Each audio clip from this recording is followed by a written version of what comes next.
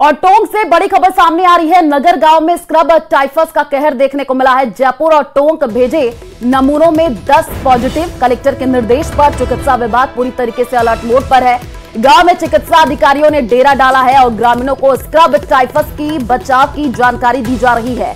मच्छर और पशु जनित बीमारियों की जो है जानकारी दी जा रही है। बीमार लोगों का स्वास्थ्य परीक्षण किया जा रहा है और पिछले 2 महीनों में 23 लोगों की मौत की सूचना मिली है। तो टोंक से आपको ये बड़ी अपडेट दे रहा है, जहां पर नगर गांव में स्क्रब टाइफस का जो कहर है वो देखने को मिल रहा है। पिछले 2 महीनों की अगर हम बात कर ले तो 23 लोगों की मौत हो चुकी है। ये अपडेट निकल करके सामने आई है और अब लोगों को जागरूक किया जा रहा है। जयपुर और टोंक जो है नमूने जो भेजे गए उसमें 10 पॉजिटिव केस भी आए। कलेक्टर के निर्देश पर चिकित्सा विभाग अब पूरी तरीके से अलर्ट मोड पर है। गांव में ही चिकित्सा अधिकारियों ने जो है डेरा डाला है। लोगों को जागरूक किया जा रहा है। ग्रामीणों को स्क्रब टाइफस के बचाव की जानकारी भी दी जा रही है। तो पिछले 2 महीनों में 23 लोगों की मौत की सूचना मिली है और उसके बाद से स्वास्थ्य विभाग पूरी तरीके से अलर्ट मोड पर है। लोगों को जागरूक किया जा रहा है।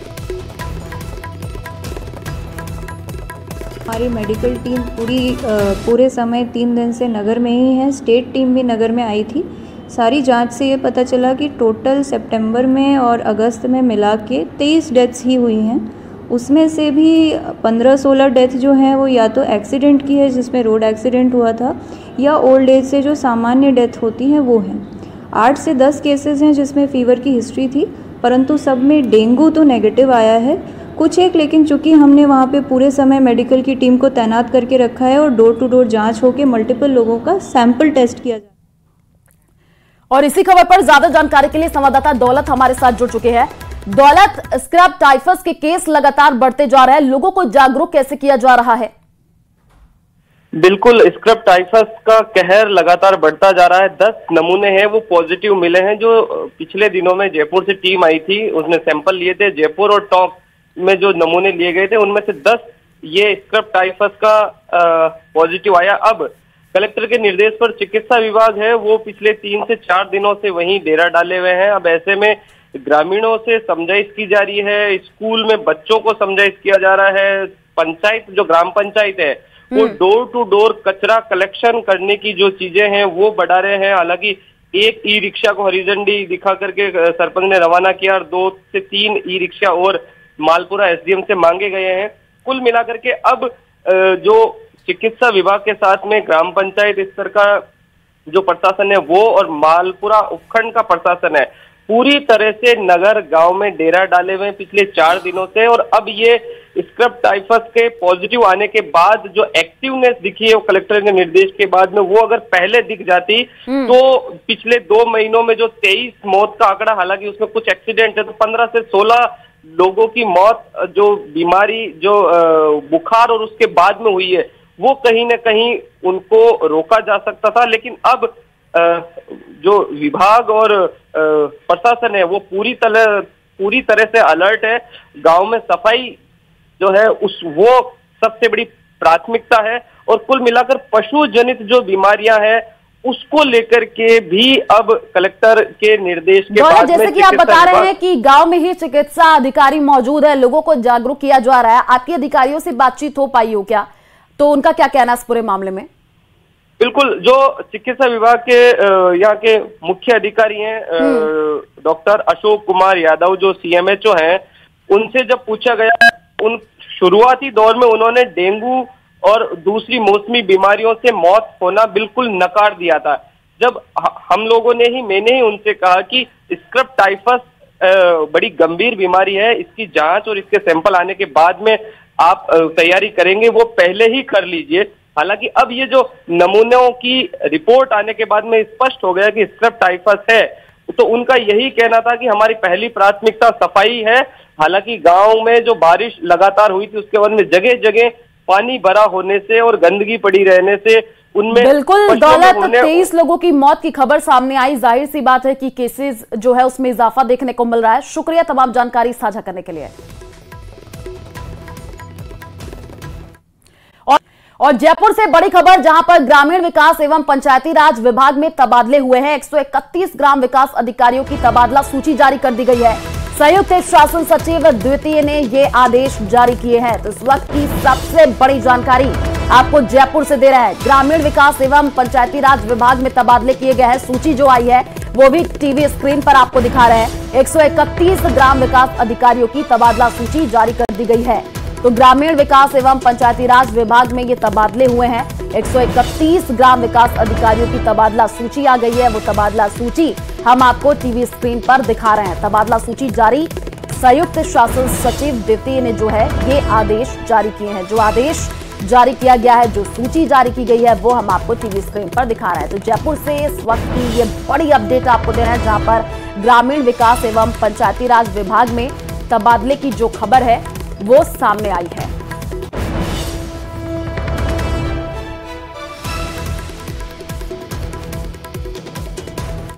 और जयपुर से बड़ी खबर सामने आ रही है। आज हरियाणा दौरे पर सीएम भजन लाल शर्मा रहने वाले हैं। 12 बजे जयपुर एयरपोर्ट से रेवाड़ी हेलीपैड के लिए रवाना होंगे। रेवाड़ी के ब्रह्मागढ़ में जनसभा संबोधित करेंगे और उसके बाद कुड़ल गांव के लिए रवाना होंगे। कुड़ल गांव में भी जनसभा को संबोधित करेंगे।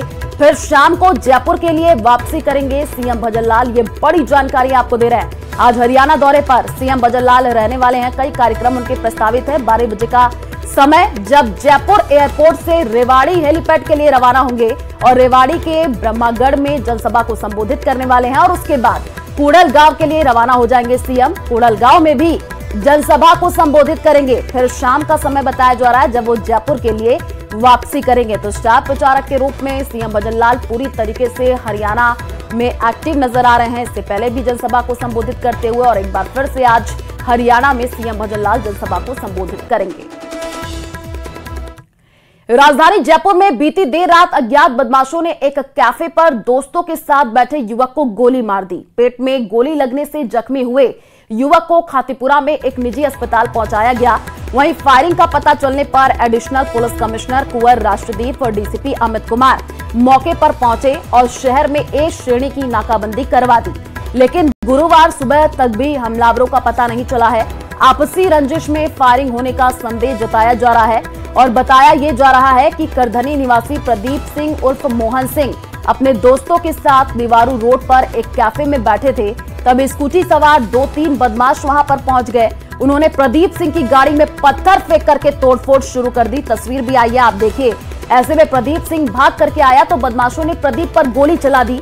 यह गोली प्रदीप सिंह के पेट में लगी है। पुलिस को वारदात में नागौर की एक गैंग पर संदेह है। अब इस पूरे मामले की जांच पुलिस की तरफ से की जा रही है। और टोंक के निवाई से बड़ी खबर, जहां पर अवैध बजरी के खिलाफ कार्रवाई देखने को मिली है। बजरी से भरे 4 डंपर और 1 स्कॉर्पियो जब्त कर ली गई है। पुलिस ने 3 डंपर चालकों को भी गिरफ्तार कर लिया है। निवाई सदर थाने में 4 अलग अलग मामले दर्ज किए गए हैं। निवाई सीओ के निर्देश पर यह कार्रवाई की गई है। तो टोंक के निवाई से ये बड़ी जानकारी, जहां पर अवैध बजरी के खिलाफ कार्रवाई की गई है। अलग अलग मामले दर्ज, उसके बाद से ये कार्रवाई देखने को मिली है। निवाई सीओ के निर्देश पर इस बड़ी कार्रवाई को अंजाम दिया गया है। बजरी से भरे 4 डंपर और 1 स्कॉर्पियो को जब्त कर लिया गया है। पुलिस ने 3 डंपर चालकों को भी गिरफ्तार किया है, जिनसे अब पूछताछ की जा रही है। आपको बता दें कि निवाई सदर थाने में 4 अलग अलग मामले दर्ज हैं और इसी को लेकर के ये कार्रवाई देखने को मिली। निवाई सीओ के निर्देश पर कार्रवाई हुई है।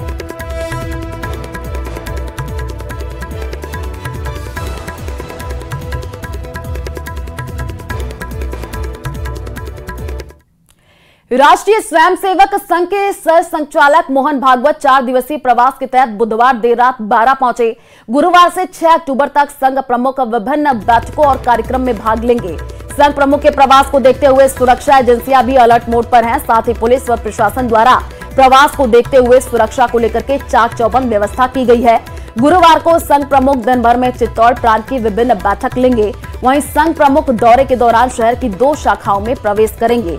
इसके लिए शाखा स्थान के पास सड़क, बिजली समेत अन्य इंतजाम दुरुस्त कर दिए गए हैं।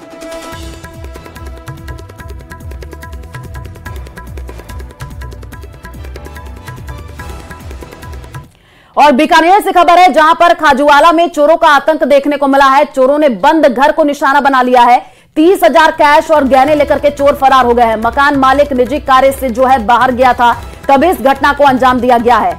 सूचना के बाद पुलिस की टीम ने मौके का निरीक्षण किया है। पीड़ित ने पुलिस स्टेशन में एफआईआर दर्ज कराई है। रामदेव मंदिर के पास की यह घटना बताई जा रही है। बीकानेर से यह बड़ी जानकारी, जहां पर खाजूवाला में चोरों का आतंक देखने को मिला है। तस्वीर देखिए, सामान बिखरा हुआ नजर आ रहा है। जैसे ही सूचना मिली पुलिस मौके पर पहुंची है। इस पूरे मामले की जांच पड़ताल की जा रही है। रामदेव मंदिर के पास की यह घटना है, जहां पर खाजूवाला में चोरों का आतंक देखने को मिला है। चोरों ने बंद घर को निशाना बनाया है और ये तस्वीर आप देखिए, चोरी की गई है। 30,000 कैश और गहने लेकर के चोर फरार हो गए हैं। जैसे ही सूचना मिली पुलिस मौके पर पहुंची है। अब इस पूरे मामले की जांच की जा रही है। कहा यह जा रहा है कि मकान मालिक निजी कार्य से बाहर गया था, उसी का फायदा चोरों ने उठाया और चोरों ने इस बंद घर को निशाना बनाया। बीकानेर से बड़ी खबर सामने आ रही है। सोलर प्लांट में चोरी करने वाली गैंग का पर्दाफाश हुआ है। प्लांट से उपकरण चोरी मामले में अब तक 4 लोगों की गिरफ्तारी हो चुकी है। पुलिस ने अलग अलग जगहों से चोरों को गिरफ्तार कर लिया है। चोरी का माल खरीदने वाले 2 कबाड़ी भी गिरफ्तार हुए हैं। पकड़े गए चोरों से अब पुलिस पूछताछ कर रही है। पिछले 1 साल से सोलर प्लांट में चोरियां हो रही हैं। तो बीकानेर से आपको यह बड़ी जानकारी दे रहे हैं, जहां पर चोरी करने वाली गैंग का पर्दाफाश हुआ है। पिछले 1 साल से सोलर प्लांट में ये चोरियां कर रहे थे। प्लांट से उपकरण चोरी मामले में अब तक 4 लोगों की गिरफ्तारी हो गई है, जिनसे अब पूछताछ की जा रही है। उदयपुर में आतंक मचा रहे आदमखोर पैंथर को काबू में करने के लिए वन विभाग ने बड़ा फैसला लिया है। वन विभाग की टीम ने हंटर को बुलाया है, जिससे अब आदमखोर पैंथर की खैर नहीं है। देखिए रिपोर्ट।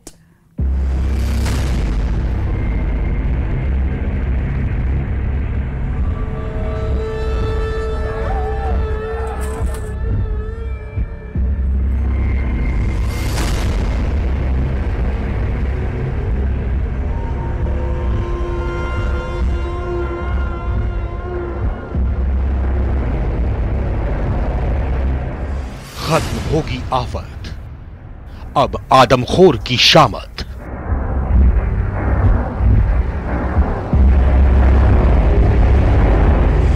शूटर करेगा वार, शिकारी का होगा शिकार।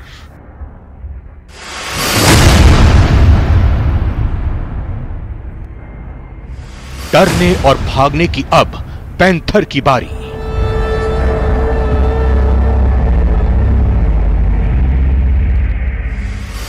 वन विभाग ने की हंटर से यारी।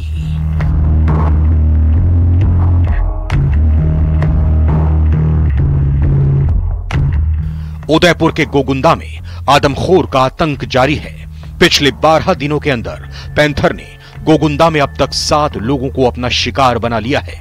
ऐसे में अब वन विभाग ने इस दहशत को खत्म करने के लिए एक बड़ा फैसला किया है और पैंथर के शूटआउट का फैसला लिया गया है। इसके लिए ग्रेट हंटर को जिम्मेदारी सौंपी गई है।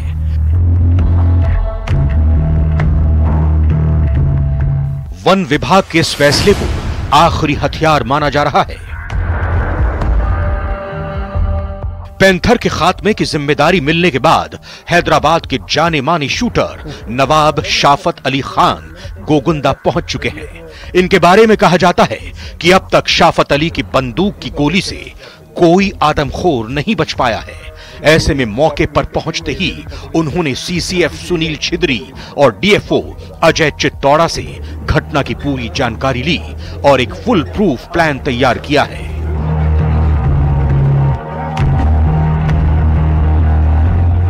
बताते चले कि गोगुंदा में अब तक 7 लोगों का शिकार तेंदुआ कर चुका है।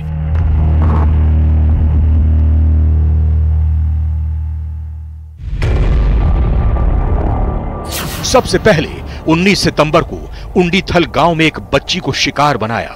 इसके बाद 19 सितंबर को ही भेवड़िया गांव में खुमा नाम के एक शख्स पर हमला हुआ। 20 सितंबर को उमरिया गांव की हमेरी बाई नाम की महिला का शिकार हुआ। 25 सितंबर को कुंडाऊ गांव की 5 साल की बच्ची सूरज को तेंदुए ने मार डाला। 28 सितंबर को गुर्जर का खेड़ा गांव की गटूबाई को तेंदुए ने अपना शिकार बनाया। 30 सितंबर को राठौड़ों का गुड़ा गांव के पुजारी विष्णु गिरी का शिकार किया। 1 अक्टूबर को कमला कंवर नाम की महिला का केलवा का खेड़ा गांव में शिकार किया।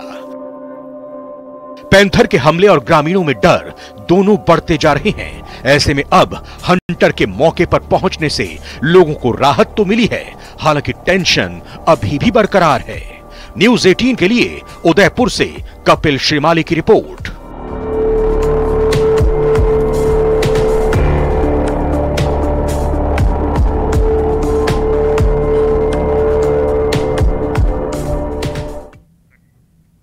और राजसमंद की कुवारिया से बड़ी खबर सामने आ रही है, जहां पर टपरिया खेड़ी में नारायण लाल अहिर हत्या मामला है। पुलिस ने 3 नामजद आरोपियों को गिरफ्तार किया है। भूपेंद्र रतन सिंह और रतन गाडरी को गिरफ्तार किया गया है। कल दिन भर अहिर समाज के लोगों ने धरना प्रदर्शन किया था। शाम को जनप्रतिनिधि और प्रशासनिक अधिकारियों के आश्वासन के बाद जो है शव उठाया था। मामले की जांच में जो है कुवारिया थाना पुलिस अब जुटी हुई है। तो इस वक्त की यह बड़ी जानकारी राजसमंद के कुवारिया से, जहां पर आपको बता दें कि कल प्रदर्शन भी देखने को मिला था। नारायण लाल अहिर हत्या मामले से जुड़ी ये बड़ी अपडेट। इस पूरे मामले में पुलिस अब जांच कर रही है। पुलिस ने 3 नामजद आरोपियों को गिरफ्तार कर लिया है, जिनसे अब पूछताछ की जा रही है। तो राजसमंद के कुवारिया से ये जानकारी, जहां पर नारायण लाल अहिर हत्या मामले से जुड़ी ये बड़ी अपडेट आपको दे रहा है। भूपेंद्र रतन सिंह और रतन गाडरी को गिरफ्तार कर लिया गया है। कल दिन भर अहिर समाज के लोगों ने धरना प्रदर्शन किया था और शाम को आश्वासन के बाद जो है शव उठा लिया गया था। तस्वीरें भी हमने देखी थी, जहां पर एक जगह पर इकट्ठा होकर के लोग प्रदर्शन करते हुए दिखे थे, धरना देते हुए दिखे थे और पुलिस ने इस पूरे मामले में कार्रवाई की। 3 नामजद आरोपियों को गिरफ्तार किया गया है। भूपेंद्र रतन सिंह और रतन गाडरी को गिरफ्तार किया गया है। उनसे अब पूछताछ की जा रही है और शाम को जनप्रतिनिधि और प्रशासनिक अधिकारियों के आश्वासन के बाद शव उठाया था और मामले की जांच में अब कुवारिया थाना पुलिस जुटी हुई है।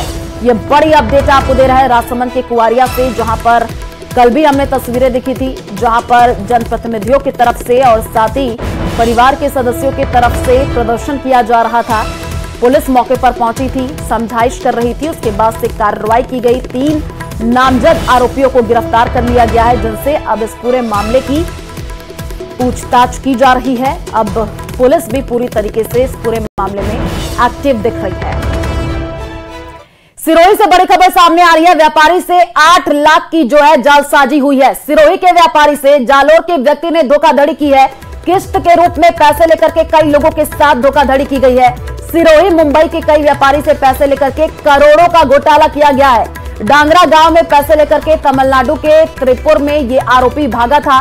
तो सिरोही से ये जानकारी, जहां पर व्यापारी से 8 लाख की जालसाजी हुई थी। धोखाधड़ी का ये पूरा मामला है। कई व्यापारी से पैसे लेकर के करोड़ों का घोटाला जो है किया गया था। पैसे लेकर के तमिलनाडु के त्रिपुर में ये आरोपी भागा था।